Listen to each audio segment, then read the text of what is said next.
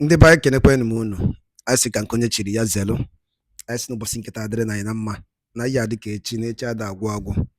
Otu anyị kwuru otu akụ ya dịrịrị. Ise edika o si dị ihe a bụ Eastern News 24 ka anyị si were wetara ya bụ ozi unu nje gị n'ugbu a n'iru akwụkwọ gbasịta maka ya bụ ife na-eme n'obodo anyị nọ n'ime ya, anụ nwere onwe ndị Igbo na-azọ.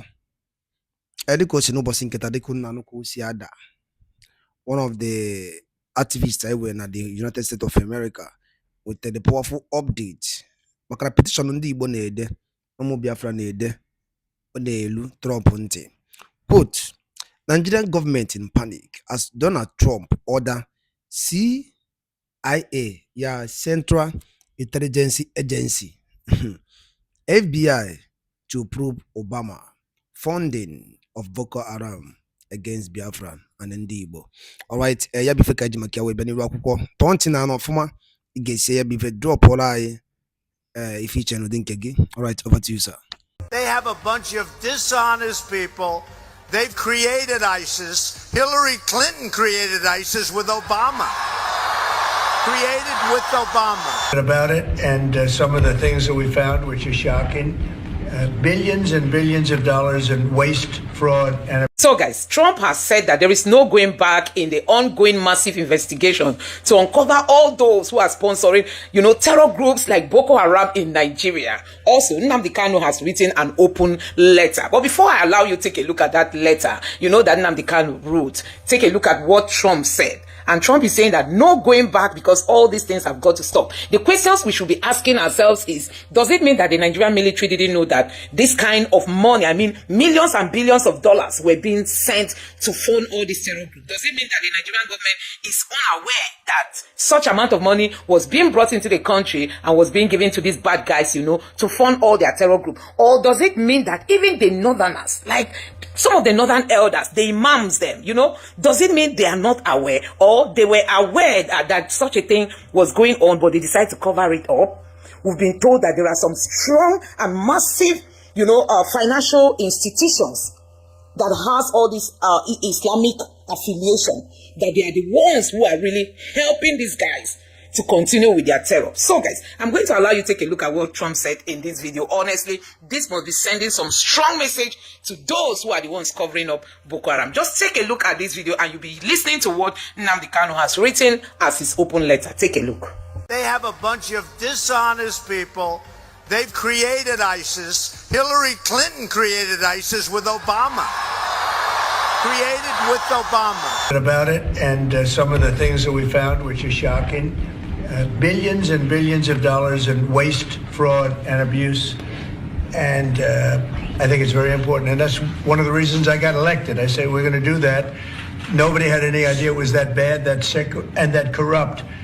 And it seems hard to believe that judges want to try and stop us from looking for corruption, especially when we found hundreds of millions of dollars worth, much more than that, in just a short period of time. We want to weed out the corruption. And it seems hard to believe that a judge could say, we don't want you to do that. A U.S. Congressman, Scott Perry, made headlines by alleging that USAID funds were funneled to Boko Haram and other terror groups. So this claim has sparked debate about oversight mechanisms in foreign aid distribution. Given that the USAID has historically worked to counter extremism and the like, how plausible is it that funds could have been diverted to groups like Boko Haram? PK. Well, I do not have evidence to support what Scott Perry, the Republican congressman from Pennsylvania, said. But America has a history of subversion, a history of making life difficult for third world countries, especially countries that are doing well, that the leadership shows a good level of independence. And there are things that have happened that would make me believe that indeed Scott Perry was saying the truth. Sometime around 2011, Nigerian clergymen led by Orishe Jafo, who was the leader of CAN and PFN, went to the US Congress and presented a paper pushing for the American government to designate Boko Haram as a terrorist group so that its funding can be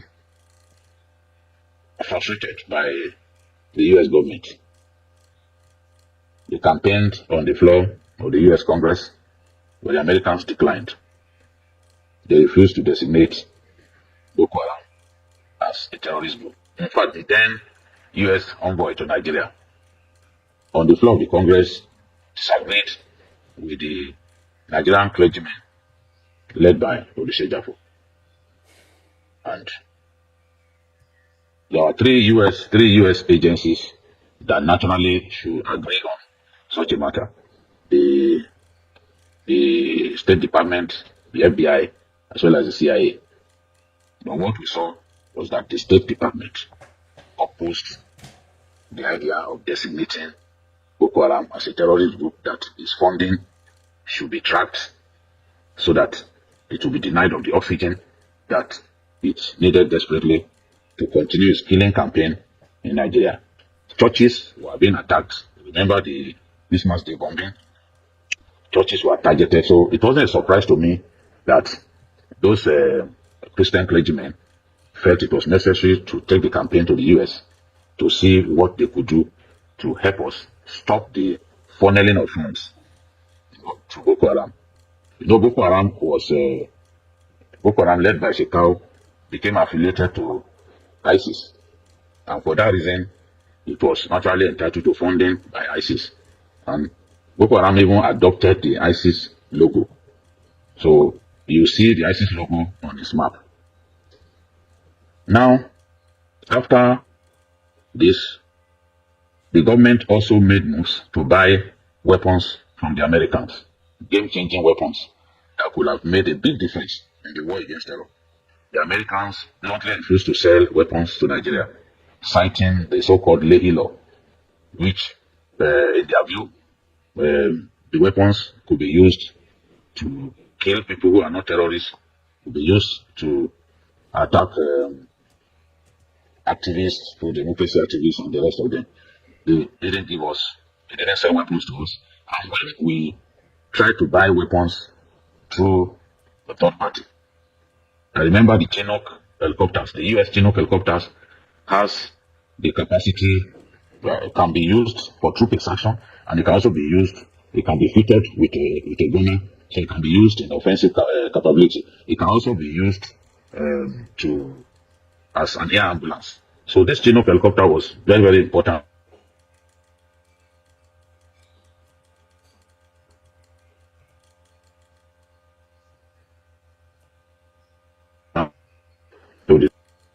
So invariably, the Americans reached out to the third-party elements that were trying to buy weapons from and told them that they should not sell to us. For example, if America sold weapons to Israel in the first instance, Israel cannot resell that weapon to a third party unless it got permission from the US authorities. So our attempt to buy Chinook helicopters at that time were frustrated. It was when Donald Trump came into office that he then decided to sell the Tucano bombers to us. He brushed aside the Leahy Law. He got influential Republicans to lobby the Congress to allow Nigeria to buy the Tucano jets, which really helped us because of the precision and the accuracy of the Tucano jets. So, if you are interested in defeating terror, why wouldn't you sell weapons to Nigeria? I think that all along, some Republican elements had been uncomfortable with the activities of U.S. agencies outside of their country. You can see Elon Musk, whom Donald Trump appointed as to lead the Department of Government Efficiency, even criticized USAID, alleging that it engages in rogue operations. What do we mean by rogue operations? The sort of thing that CIA also does in some countries that are deemed unfriendly to the US, including regime change and all that. We saw what happened in Libya. Today, Libya has not recovered. All the kind of things that we are talking about happened in Syria. It happened in Yemen. It happened in Sudan. In all of these countries, we've seen how the Americans have been trying to make sure that peace does not reign in those countries. And don't forget, in November 2009, the Americans requested to be allowed to set up a permanent base in Nigeria. Of course, our president at the time, Umar Yar'Adua, declined, said he was not going to agree to that. And not long after that, Boko Haram activities were stepped up, and Nigeria has not recovered from that. Now, the USAID has reported that it spent 2.8 billion naira on Nigeria between 2022 and 2024. But people are asking the question, where is the evidence of this kind of money? Perhaps this kind of money was part of what was used to sponsor insurgency within our country. So when a congressman from America, this one is not a Russian, when an American says this is what our country has been doing, then we have no reason in the world to simply dismiss what they are saying. On the 20th of January, Donald Trump issued an executive order suspending all U.S. foreign aid for 90 days. And in doing that, he cited concern about global destabilization among other concerns. So Trump was worried that some of the so-called foreign aid that America gives countries are actually being used to cause crisis across the globe, what we call global destabilization. And nobody is actually doing sufficient vetting to ascertain that these monies are not going into the hands of establishment bandits and other people, including terrorists. Between 2014 and 2023, USAID released 7.8 billion to Nigeria. Now, it claimed that in 2024, that he spent so much money on education, humanitarian affairs, and the rest. But the USAID has continued to come under attack for allegedly funding organizations linked to terrorist groups. You know what I'm talking about. You can Google as I talk. What is Californium? Californium. Is a state in the United States? No. It's a precious stone. Oh, not California. That's why I want to tell you this. Californium. Californium in today's market, Google and tell me the price before I finish talking. In today's market today, in the world market today, one may ask, in Borno State, there is Boko Haram. There are areas that are still mined, now no-go area. The weather is harsh. It's very unfriendly. It's a small place. But there is something the international community with the connivance of Nigeria. Every day you have NGOs coming into, and they are hiring houses from 10 years, 20 years and above. And once you give them the price, they don't ask, they just pay. What are they doing? Why are most of them coming with satellite telephones? Why are most of them coming with PCs that are working with the same satellite telephones? Computers that are working directly with satellite. How come most of them come under the guise of supportive activities to the poor? They are giving them medication. Did the Ministry of Health bother to discover the type of medicine they are giving to the poor? How come there is increase in kidney and cancer, kidney and liver and cancer problems in Borno? How come it is attacking old people? How come the NGOs live in the wee hours of the night where soldiers dread to go? Police, security men cannot go. They go this Californium that they take per day. How much is a gram of Californium in world market today? Who has Google to know? 27,100,000 per gram. $1 million. I didn't say naira. Yes, it's the most expensive thing. Do we have it in Nigeria? In abundance in Borno State. That's what started the Boko Haram. That's the game. Are we aware? How can we be ignorant of our country, of our place, of what God has given to us? If we don't know your country, what type of leadership are you coming to give? You are a liability if you don't know. How can we be supporting ignorance to say that's where we search for leadership? What can we do about it? Somebody should read it out. How much is Californium? Okay. Californium is... Talk to the mic properly. Californium is $27 million per gram, not kilogram. So how many grams is in a kilogram? 1,000. 1,000 grams makes 1 kilogram. And 1 gram is 27 million dollars. So 1 kilogram is the most expensive. You know when I knew this? 1996. And one of the offenses we committed to some big men is getting to know this. We were tagged enemies, and it should not be known. 1996, I was tagged. Remember, at that time, there was the first campaign against me in Concord newspaper, front page, the Iron Man behind Abacha. That was the beginning on how to destroy me. And all for Nigeria. And I'm doing it for our well-being.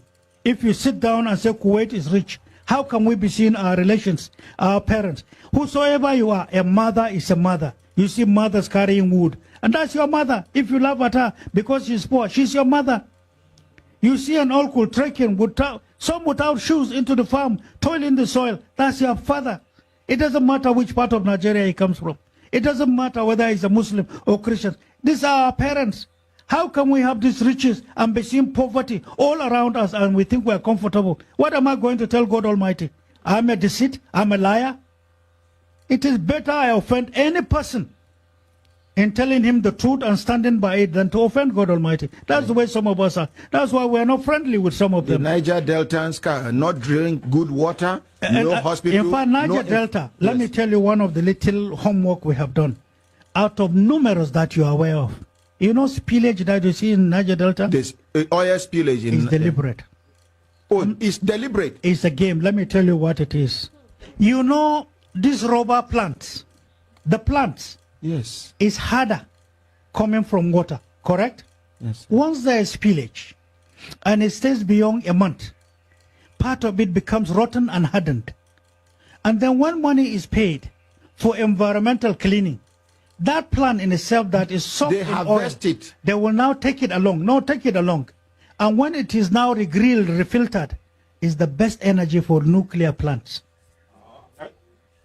So that is to say, environmental degradation, environmental pollution is an investment at the expense of our mothers, at the expense of our fishermen in South, at the expense of their health. And who has ever spoken about this? I'm sure you never heard of this. Are we getting educated? Yes. Are we getting educated? Yes, sir. That's why some of us, I know I'm a northerner, and I know how much we invested in getting to know the ills and the abuses against our people. In South, there are many people unconsciously are being used against the environment. Little money, weapons, drinks. Everything goes. But they are killing the country. They are killing the family. Look at the health. Go to Port Harcourt. Take your bath. Come out and see. Come out. 10 minutes after, take handkerchief, clean your face. You are oily. That is what you are inhaling into your lungs. For how long? How much of this health hazard is affecting people? How much have we done in cleansing the environment? How much have we invested in having clean air? Since 1965, drilling is going on. We don't care about the health and welfare of the people. What is our name? You have too much money, and when you are to use it, a certain foreign country will tell you never. And so we have the resources, but then the resources is owned by animals. That's the way they see us. How can we accept that? You know what I'm talking about. You can Google as I talk. What is Californium? Californium. Is a state in the United States? No. It's a precious stone. Oh, not California. That's why I want to tell you this. Californium. Californium in today's market, Google and tell me the price before I finish talking. In today's market, today. It's difficult to simply dismiss some of these allegations because the country has a history of subverting countries, the leadership of countries that it does not like. So now people are calling for investigation of USAID claims of having spent 2.8 billion between 2022 and 2024 in Nigeria, whereas people cannot see the evidence of that. Yes, the Southwest is safe. People argue that Southwest is largely safe because a lot of their interests and investment are actually here. Many of their citizens actually live in the Southwest, especially Lagos. And Perry even cited USAID's reported funding of $136 million for building 120 schools in Pakistan. And he's saying that these schools do not exist. So where did the money go? That is the question. Where did the money go? So these Americans, these Republicans are convinced that over the years, some of these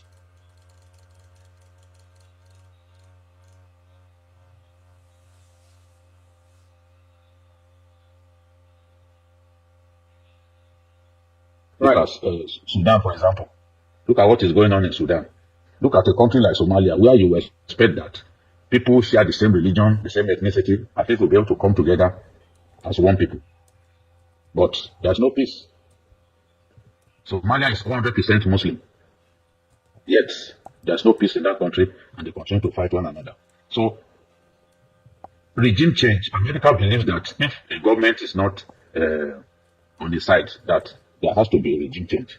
It does not also want to see African countries prosper, so that they will continue to be dependent on America and the West generally. That is what is called neocolonialism, where countries remain beholden to their colonial masters. So I believe that the claims by the USAID has to be investigated thoroughly. The claims made by Scott Perry, the U.S. congressman, has to be investigated, because the perpetual insurgency that is going on in our country has, in my view, there is foreign involvement in the perpetual insurgency going on in our country, and we do not have to look too far. The Americans are only interested in their interest. They want to continue to be the ready-made market for people in our country. As our people are going abroad in the name of Japa, or what many people call economic immigration, it makes them happy, because they do not want the continent of Africa, where more than 2/3 of the big resources of the world, mineral resources, are located. They do not want stability in those countries. They will rather sponsor insurrection, insurgency, so that those countries will not have peace. Because if they have peace and they have a succession of good leaders, they know that they will not have any reason to depend on the West.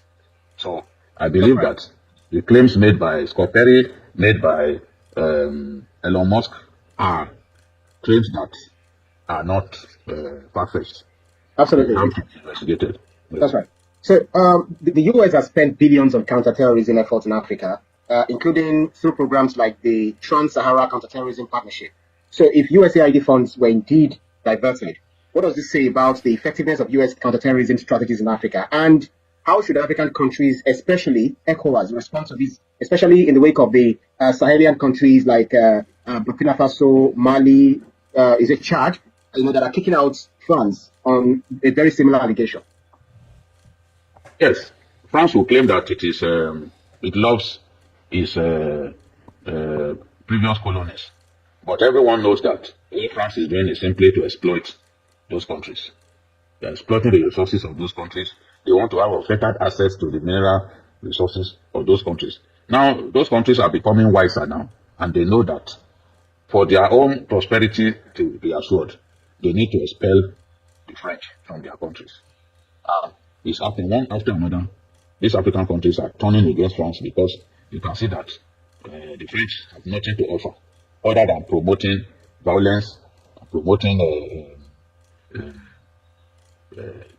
instability in those countries. The people have the right to determine who their leaders should be, not the French, not the Americans, not the Britons. And I know that these concerns that Scott Perry had raised will not simply be brushed aside. And Elon Musk also said the same thing, that they are carrying out rogue operations similar to what the CIA does. So all of the money that they claim that they have spent in Nigeria, people can't see all of this money. If you released $7.8 billion to Nigeria, if you claim that you spent 7.8 billion between 2014 and 2023, then we need to see what exactly these monies were spent.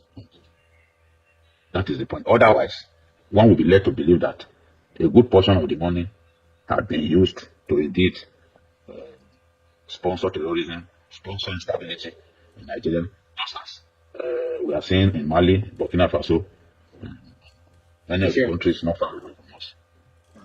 Right. So let me take one or two comments. Evangelist Julius Amorobi says, only God knows what Boko Haram would have done to Nigeria and West African nations if Donald Trump didn't help Nigeria with weapons. Promise John says, Obajide, good evening. You are doing a great job. May God continue to bless you. Amen. Evangelist Julius, okay, he said, Abdullahi Kashim Ibrahim says, well done, Babajide. Keep doing the good work. May God bless you with a long life, best of health, and a prosperous future. Amen. Uluwole Oke says, okay, knowing what they have done as other countries in destabilizing them, they can definitely do this to Nigeria as well. Nelson at the first says, I'm not convinced that the claim is true. However, Scott Perry and Elon Musk should be investigated because we should be aware and alerted of the national blackmail to win the hearts of Nigeria and Africa. So another comment from another source, James Patterson says, if this is true, it wouldn't be the first time the US has played both sides. They fund conflict and then swoop in as saviors. Classic imperialism. Fatima Hassan says, so the US can send billions to fight terrorism, but also accidentally fund terrorists. And we wonder why Boko Haram keeps resurfacing despite all the so-called counterterrorism efforts. And okay, so my question to you, Bikio, I'll take other comments later on. If this allegation, do you think this allegation is far-fetched, especially considering the US government's continued funding of the Israeli regime under the Benjamin Netanyahu, providing bombs and ammunition that have killed thousands of women, children, aid workers, and journalists? Despite Netanyahu ignoring the ICC's invitation, he still enjoys unwavering US support. So given these patterns of US, double standard, could it be plausible that American aid, whether through USAID or other channels, have inadvertently or deliberately ended up in supporting terrorist groups like Boko Haram? Looking at some of this that we are seeing on the international screen, like Al Jazeera, BBC, and some other Western media, bringing us this news as they happen. You see, whether we like it or not, some of the actions of Israel are terrorist in nature. When you bomb habitations of kids, of women, that's no longer a war. It's a genocide. And there have been so many of such cases reported. Video evidence provided and all that. Sometimes even journalists are targeted and killed. Like journalists from Al Jazeera, once they know that, these people will not see things their own way. And America continues to support Israel. Just look at what Trump said recently, that he was going to relocate the people of Gaza. And was telling the Jordanians to be ready to receive them. Why would any world leader speak in this manner? And he has also issued direct threat to Hamas. I do not like Hamas. I believe that a lot of their leaders are Biafra terrorists. But you can also not fail to recognize the fact that in that region where they found themselves, the barrel of the gun actually rose. So some of the actions are dictated by the actions of Israel that has occupied their lands for many years. Israel fights with the Arab states, and when it wins, it seizes their land and begins to build buildings on such lands. The Golan Heights, for example, Israel seized it from Syria after the 1967 war. And despite all United Nations resolutions, they've refused to return those occupied lands. And America would always back Israel. When there's an attempt to hold Israel account, America will use its veto to protect Israel. So many people thought that that Trump come to whip Israel into land. They've been disappointed because you can see the bare-faced support for Israel that Trump has demonstrated, even punishing a United Nations agency for taking a stand against Israel. So the Americans, just like the French, are hypocrites. Anybody who believes them or believes that they cannot subvert African nations is somebody who is very poor in history. Some of Africa's best leaders have been eliminated because they felt that they were too radical. Patrice Muhammad Lumumba comes Gaddafi, to for mind. instance. Yes, Patrice Lumumba comes to mind because he was just too radical. You know, they will take out such a person. Look at the problem that they caused in Libya.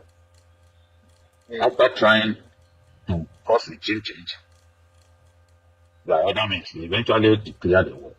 Thomas And left that Sankara. country. Yes. They left that country in a bad state. And when they chase away these leaders, they give us terrible leaders in return. Look, can you compare Blaise Compaoré with Thomas Sankara, for example? Because that was the direct opposite of Sankara. So they do not mean well for us. Anybody who, if their own countrymen are questioning where the so-called funds are being used, and they are saying, okay, they said they built projects, 120 schools in Pakistan, and there's no evidence that any school was built. Letter to the general public by Mazi Nnamdi Kanu. To all men and women of goodwill in Nigeria and beyond, I write to you today not as a mere defendant in a case but as a man whose fundamental rights have been trampled upon, a victim of gross injustice orchestrated by a government sworn to uphold the law. I have remained silent for too long in the face of relentless persecution, but the events of recent days have compelled me to take this extraordinary step, an open letter to expose the fraudulent and unjust treatment meted out to me since my extraordinary rendition in 2021. The unlawful proscription of hip-hop. In a landmark ruling on March 1, 2017, the Federal High Court in Abuja declared unequivocally that the indigenous people of Biafra, IPOB, is not an unlawful group. This ruling, based on the legal principle of proof beyond reasonable doubt, was widely publicized and can be verified. Any government that respects the rule of law should have followed due process if dissatisfied. Instead, the then Attorney General, Abubakar Malami, and the late Abba Kyari orchestrated a backdoor maneuver to proscribe IPOB as a terrorist organization in an ex-party proceeding, one conducted without my knowledge or representation. This blatant act of judicial fraud set the stage for the continued persecution of IPOB members and millions who identify with our cause. The violation of my fundamental rights. On October 26, 2022, the Federal High Court ruled that my extraordinary rendition and continued detention were unconstitutional. The judgment explicitly stated that my abduction in Kenya, my forced return to Nigeria, and my inhumane treatment amounted to a brazen violation of my fundamental rights to dignity and life under Section 34, 1A, of the 1999 Constitution. The court ordered the government to issue an apology and pay compensation. In any lawful society, such a ruling would have ended my unlawful detention and prompted a meaningful engagement on the self-determination struggle that led to this crisis. But in Nigeria, the rule of law is a mere illusion, ignored at the government's convenience. The disregard for court judgments. On October 13, 2022, the Court of Appeal reaffirmed that my abduction and extraordinary rendition violated international and domestic laws. It stated in no uncertain terms that no Nigerian court had jurisdiction to try me under these circumstances. However, rather than comply with this ruling, the government resorted to judicial manipulation, enlisting 3 other justices of the Court of Appeal to fraudulently overturn the judgment through an irregular and dishonest stay of execution. This maneuver defies legal precedent. The Supreme Court has repeatedly held that a government that disobeys court orders cannot seek judicial relief. Yet, in my case, the law is twisted beyond recognition to perpetuate my unlawful detention. The Supreme Court's complicity. On December 15, 2023, the Supreme Court remitted my case back to the Federal High Court for trial. However, it also ruled that my bail should not have been revoked in the first place and noted clear bias in the lower court's decision. Logically, when my case was returned for trial, my bail should have been reinstated in accordance with the Supreme Court's findings.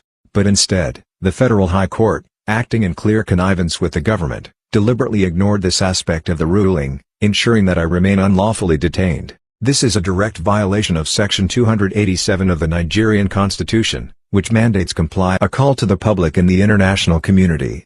What is happening to me is not just about Nnamdi Kanu, it is about the future of justice and the rule of law in Nigeria. When the judiciary becomes an instrument of oppression rather than a guardian of rights, no citizen is safe. My continued detention despite clear court orders for my release is a travesty of justice that should concern every right-thinking individual.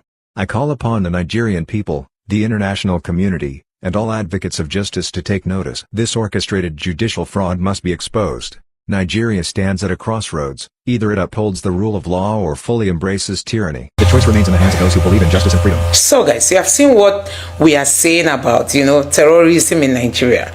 It's a very strong business. We've been told that it's $1 billion industry. And there are people who don't want it to stop. They are enjoying it, that people are being buyed in Nigeria. People are enjoying it. It makes some people richer. And that was why when the real fight against Boko Haram was to, be intense, some of them didn't like it.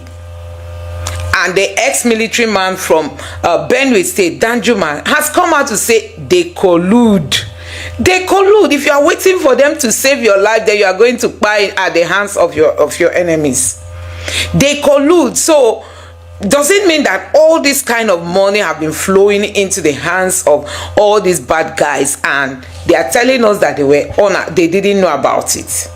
Is it what they are trying to tell Nigerians, that they didn't know about all this money coming into their hands, and they are using it to do all kinds of things in Nigeria against the Nigerian people? And now Trump has come out to unfold everything. Nobody is talking again. They've all gone silent. No wonder Boko Haram keeps thriving. They keep thriving. Last time the CDS was being asked, the chief of defense staff, why has this fight lasted for more than 15 years? He said he doesn't know, that their funding is difficult to stop, that he believes that international bodies are helping.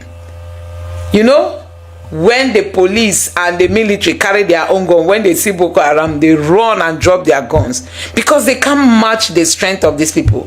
And this money is flowing into the country, being given to these bad guys. And, even they will still collect from ransom and add to all this. And that is why they're able to buy all kinds of sophisticated weapons. See, Nigerians, whether you like it or not, we should be appreciating Trump. Without the Trump administration, oh my God, Obama would have continued with all this. Without the Trump's administration, Trump has really exposed them, because without Trump, we wouldn't have known what is happening in this country. Everybody would have been thinking that all is fine. That Nigeria is trying its best, but the insurgency is not stopping. You will not know that there are people behind it. I just pray that the next investigation will be unfolding and naming all Nigerians who are involved, who are either the ones, channeling the money directly into the hands of these bad guys. Let deeper investigation be done. We want to know, how does this money, because the money does not fly. Okay, even if the money gets to Nigeria, at least it will leave the main bank account through somebody to the bad guys in the bush. Who makes that transfer? Who helps them get these funds? Who helps them get these funds? These are some of the questions we all should be asking. So guys, it's really, really so pathetic, looking at how people do not want this country to progress. It's very difficult. They don't want this country to progress. And if somebody is asking for secession, they see you as an enemy. But we are in a country where a terror group is being funded by the US. They keep looking at ESN. Everything they say ESN is being funded by people in the diaspora. But see, Boko Haram is receiving billions, and nobody knew about it. Nobody knew about it because it's in the north. You don't put eyes on them. Some people call them freedom fighters. Before Buhari came into power, he said that any war on Boko Haram is war on the north. Now, the thing has grown and has outweighed them, outpowered them. They don't even know how to stop Boko Haram again. So, guys, a whole lot. Ndị ba ngwadalo le nenu dikun siwene sore ni ru akwụkwọ na Eastern News 24 beba siwene uteru nya bụ ozi unu na anu n'iru akwụkwọ ka ifi were ikwu gbasata maka ebe ife ndị a niile ewetelu n'ụlọ akwụkwọ n'ụbọchị uhuruchi nketa ka ifi were ikwu drọpụra ifiche n'ụdị nke gị ngwa nke mesịa n'ụmụnne m.